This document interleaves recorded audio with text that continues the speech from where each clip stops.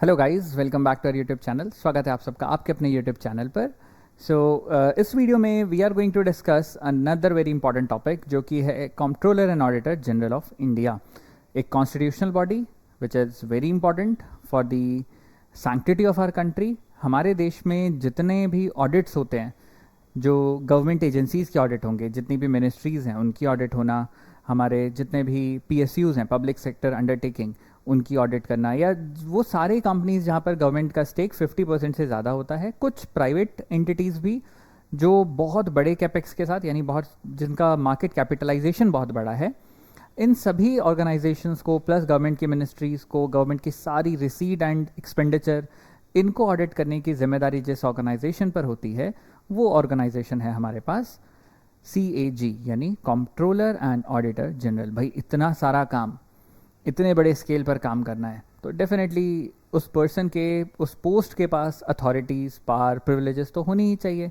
That is the reason कि हमारे जो CAG होते हैं, ये अपनी पावर को ड्रॉ करते हैं from the constitution of India. तो संविधान के अनुच्छेद यानी आर्टिकल 148 से लेकर 151 is all about CAG of India. तो अपॉइंटमेंट ऑफ CAG ऑब्वियस है भाई, कॉन्स्टिट्यूशनल बॉडी पर अपॉइंटमेंट जो भी करेंगे वो हमेशा प्रेसिडेंट होते हैं। तो CAG को भी अपॉइंट करने वाले कौन? भारत के महामहिम राष्ट्रपति। तो he is appointed by the president of India.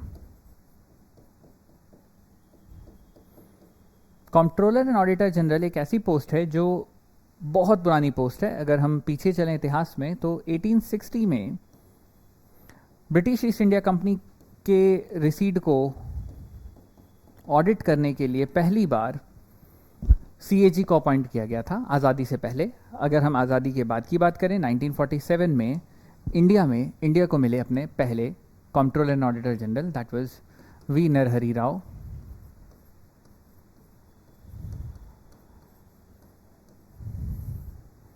Presently हमारे पास जो CAG हैं वो हमारे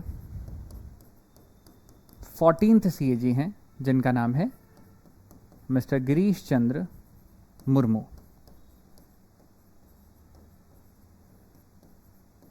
गिरीश चंद्र मुर्मू वैसे भी काफ़ी इम्पॉर्टेंट पर्सन है, because before being appointed as the controller and auditor general, Girish Chandra Murmu lieutenant governor रहे of the union territory of Ladakh.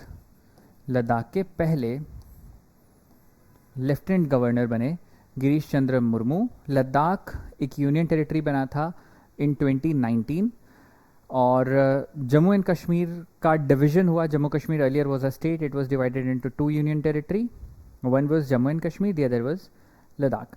अभी तक ये दोनों ही यूनियन टेरिटरी हैं। बहुत लोगों की डिमांड रही है कि जो स्टेट है, जो union territory Jammu and Kashmir का है, उसको स्टेट डिक्लेयर किया जाए, बिकॉज जम्मू एंड कश्मीर के पास अपनी एक लेजिस्लेटिव असेंबली भी है। तो राइट नाउ अभी जम्मू एंड कश्मीर के भी इलेक्शंस आ रहे हैं। तो Jammu and Kashmir plus Delhi plus Puducherry, ये 3 union territories right now are those which has their own legislative assembly. अगर हम एज एन इंडिया की एज एन होल बात करें, तो इंडिया के हर स्टेट के पास तो लेजिस्लेटिव असेंबली होना मैंडेटरी है एज़ पर लॉ। हर राज्य का अपना एक विधानसभा होती है, सबके अपने अपने एक विधानसभा होती है, तो लेजिस्लेटिव असेंबली तो सबकी होनी है। यूनियन टेरिटरीज़ में लेजिस्लेटिव असेंबली हमारे पास अभी तक 2 यूनियन टेरिटरीज़ के पास थी पहले से, one was Delhi, the other was Puducherry. क्योंकि जो जम्मू एंड कश्मीर है उसको बाइफरकेट कर दिया गया, और साथ में स्टेटहुड उसका चला गया, और 2 यूनियन टेरिटरी में वो बन गया, एक जम्मू कश्मीर, दूसरा लद्दाख। तो जो जम्मू कश्मीर है उसके पास अपनी एक लेजिस्लेटिव असेंबली भी है।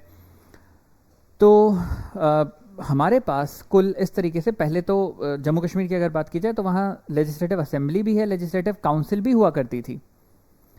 तो लेजिस्लेटिव काउंसिल को हम विधान परिषद बोलते हैं। तो जैसे सेंट्रल लेवल पर पार्लियामेंट में we have Lok Sabha and Rajya Sabha, Lok Sabha is lower house, Rajya Sabha is upper house. Similarly state में विधानसभा एंड विधान परिषद होती है। विधानसभा का मतलब हो गया लेजिस्लेटिव असेंबली, विधान परिषद का मतलब हो गया लेजिस्लेटिव काउंसिल। तो लेजिस्लेटिव काउंसिल काम करती है बिल्कुल राज्यसभा की तरह, और लोकसभा की तरह काम करेगा विधानसभा। सो इंडिया में अगर हम प्रेजेंट की बात करें तो वी हैव 6 स्टेट्स जहाँ पर लेजिस्लेटिव असेंबली तो है ही, वो तो मैंडेटरी है, हर स्टेट में होगी। 6 स्टेट्स में लेजिस्लेटिव असेंबली के साथ लेजिस्लेटिव काउंसिल भी है।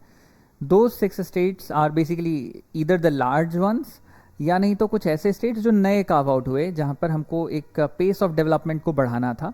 तो ऐसे 6 स्टेट्स भी मैं आपको बता देता हूँ कौन कौन से हैं जहाँ पर हमारे पास लेजिस्लेटिव काउंसिल है। That includes Uttar Pradesh, Karnataka, Maharashtra, Bihar, Telangana and Andhra Pradesh. These are 6 states जहाँ पर लेजिस्लेटिव काउंसिल है एंड 28 स्टेट्स में तो लेजिस्लेटिव असेंबली है ही है। और 3 यूनियन टेरिटरीज जहाँ लेजिस्लेटिव असेंबली है, that includes Delhi, Puducherry and Jammu and Kashmir. तो वही जम्मू एंड कश्मीर जब बाइफरकेट हुआ, जब वो स्टेट हुड था उसके पास, तो एक जम्मू कश्मीर बना, दूसरा लद्दाख बना। तो इस लद्दाख के ही पहले लेफ्टिनेंट गवर्नर बने, क्योंकि जो यूनियन टेरिटरीज होती हैं उनको गवर्न करने के लिए लेफ्टिनेंट गवर्नर्स होते हैं। तो पहले जो लेफ्टिनेंट गवर्नर बने ऑफ लद्दाख वाज गिरीश चंद्र मुर्मू। यही Girish Chandra Murmu right now is the 14th controller and auditor general of India. और अगर मैं लेफ्टिनेंट गवर्नर की बात करूं तो present lieutenant governor of Ladakh is Manoj Sinha. Okay, और सीएजी के पोस्ट और सीएजी के काम पर अगर हम आए तो CAG Indian accounts and audit का सबसे बड़ा ऑफिसर होता है। सो इनके पास बहुत पार तो है ही, कॉन्स्टिट्यूशन से पार ड्रॉ कर रहे हैं। एट द सेम टाइम इनके जो भी रिपोर्ट्स होते हैं सीएजी ऑडिट करता है, जब वो ऑडिट कंप्लीट होती है तो वो रिपोर्ट टेबल की जाती है इन पार्लियामेंट। तो पार्लियामेंट में वो टेबल करने के बाद इवन पार्लियामेंट के जो पीएससी होता है, पब्लिक अकाउंट कमेटी जो बनती है, या जितने भी स्टैंडिंग कमिटीज़ बनेंगी या जितने भी जो पावरफुल कमिटीज़ पार्लियामेंट बनाने का राइट रखता है, हर जगह पर ये रिपोर्ट ले जाई जा सकती है। तो कई बार हमारे देश में अगर कोई स्कैम्स होते हैं, घोटाले वगैरह होते हैं जैसे, तो उनको उजागर करने में, उनको पब्लिक तक लाने में, पब्लिक डोमेन तक उसको पहुंचाने में सीएजी का बहुत बड़ा रोल है। सीएजी उन रिपोर्ट को पार्लियामेंट को सौंपता है, वहाँ से वो रिपोर्ट पब्लिक हो जाती है। सीएजी के पास कोई इन्वेस्टिगेटिव राइट नहीं है। CAG can't investigate the matters, but public domain तक वो लाने का पार रखती है।